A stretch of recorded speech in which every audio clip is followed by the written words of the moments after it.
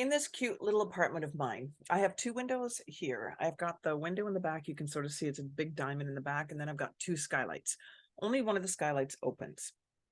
Yesterday, I went to open it, crank it open, and there were like three wasps in between the screen and the window pane. I thought that's kind of odd. And I opened it more and they flew off. And I thought nothing of it until I looked up to the right corner of that skylight. And oh my God, holy fuck, there was a wasp nest. And I was like, ugh. So I immediately panicked. And I wasn't panicked because they were wasps, because I don't really, they don't bother me. Wasps don't, I don't have a fear of wasps or, what I was panicked about was I'm going to have to do something about this. And I didn't want to do anything about it. I wanted to just like live and let live and let nature take its course. And by the time winter came around, they would be dead. So I think anyways. So it was about, I don't know, like this big and all the little holes in it, like typical wasp nest. And there were still some worker wasps around it. So I talked to a couple people and they were like, no, no, no, no, no, no, it's not going to stay that small. It's going to keep growing as more little baby wasps are made.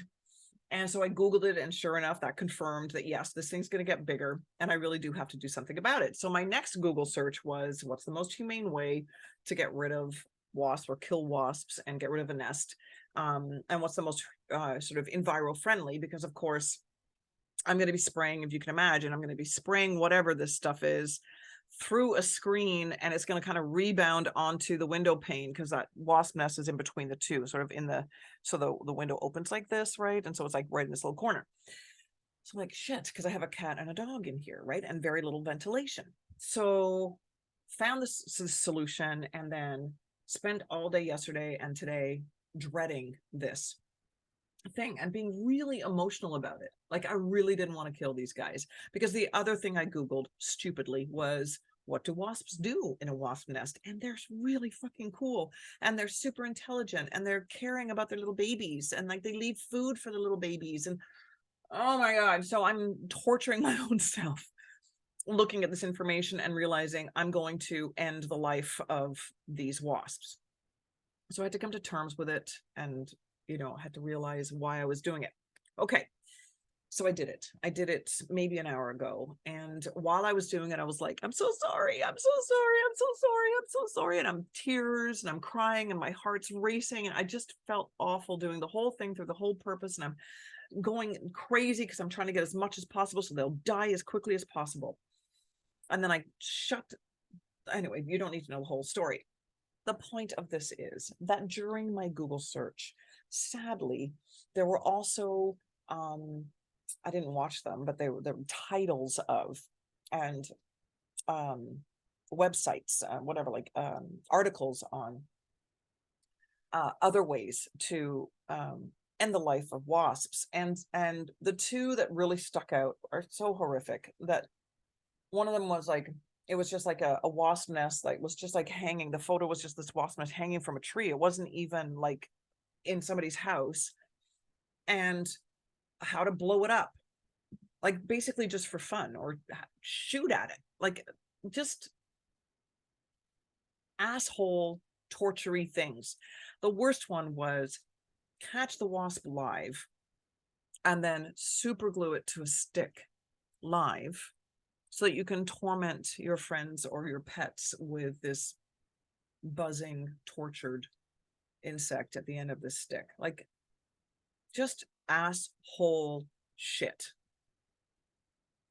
And I'm telling you this, and I'm telling you my emotional story because I need you to know that your compassion for the natural world, when you stop your car and let a turtle, like help a turtle across the road, or how sad you are when you see one that's crushed, or how hard it is for you to set mice traps, even though you really do need to, because they're going to just take over your house, or when you see roadkill, how you grieve for their life and how sad it is, and you think about their little squirrel families. And I want you to know how extraordinary you are.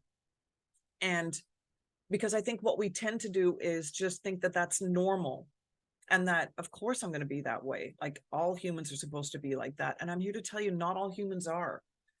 because it was a moment when I was really emotional. I'm like, oh my God, I have got to get my shit together on this. What is wrong with me? Right. But I'm like, no, there's nothing wrong with me.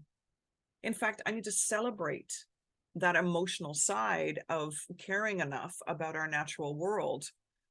And I want you to celebrate you the way I celebrate you and the way I celebrated myself. I want you to celebrate you and really own how beautiful of a heart you have and how your compassion for all living things is remarkable and needed. And thank you. Thank you for being that. And really be super proud of yourself for it and love yourself for it. Okay. Because it's not necessarily the norm. I don't know, percentage wise, it doesn't matter. The point is, you are the antithesis to the assholes that just want to torture insects just because. For what?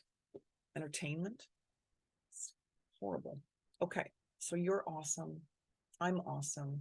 I will grieve some more, I know, because I'm still emotional about it. I'm still choking up about it when I think about it. So I know it's going to take some time. All right, guys. I'm going to end and awkwardly look for the button. Okay, you're amazing. Please own your amazingness. And thank you for your beautiful, compassionate, loving heart. We need you.